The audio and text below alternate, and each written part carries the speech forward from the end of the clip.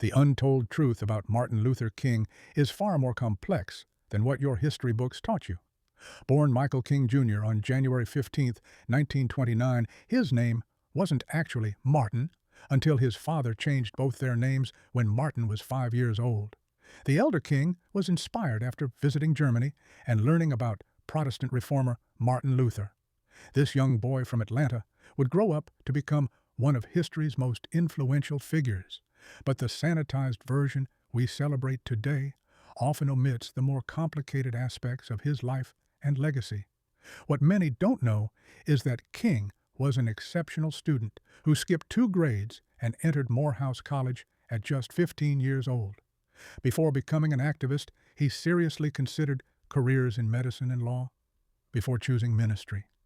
His academic brilliance continued at Boston University, where he earned his doctorate, though decades later it would be revealed that portions of his dissertation contained plagiarized material, a controversy that scholars still debate.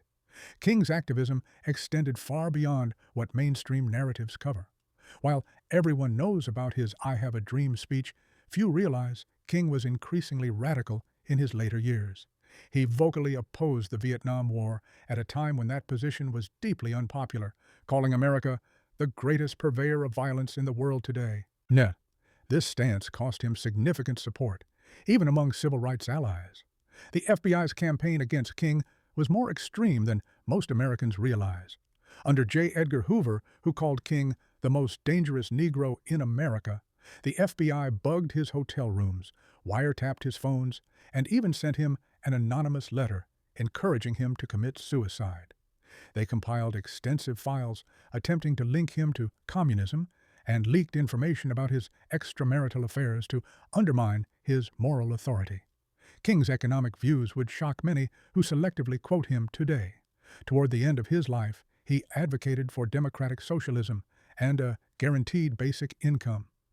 We must recognize that we can't solve our problem now until there is a radical redistribution of economic and political power, he stated in 1967. He was organizing the Poor People's Campaign when he was assassinated, a multiracial coalition focused on economic justice that terrified the establishment. The circumstances surrounding King's assassination contained troubling inconsistencies. While James Earl Ray was convicted for the murder, King's own family believed he was innocent. In a 1999 civil trial, a jury found that government agencies were complicit in King's death. Declassified documents revealed surveillance was still active on King the day he was killed in Memphis. The Martin Luther King we celebrate on federal holidays has been carefully sanitized. His critiques of capitalism, militarism, and American imperialism have been largely erased from public memory.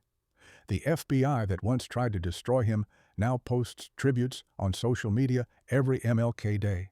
Politicians who would have opposed his actual policies now quote him selectively. What's perhaps most remarkable about King is how young he was when he died, just 39 years old. Had he lived, he might have continued evolving politically. We'll never know what King would say about today's issues, but judging by his trajectory, his views would likely be far more radical than the comfortable quotes used to pacify, rather than challenge, the status quo. King once said, "A true revolution of values will soon cause us to question the fairness and justice of many of our past and present policies." Perhaps the greatest untold truth about Martin Luther King is that we're still not ready to embrace his complete message, the parts that demand fundamental change to systems of power, not just changes in personal attitudes. His dream wasn't just about racial harmony, it was about transforming society at its core.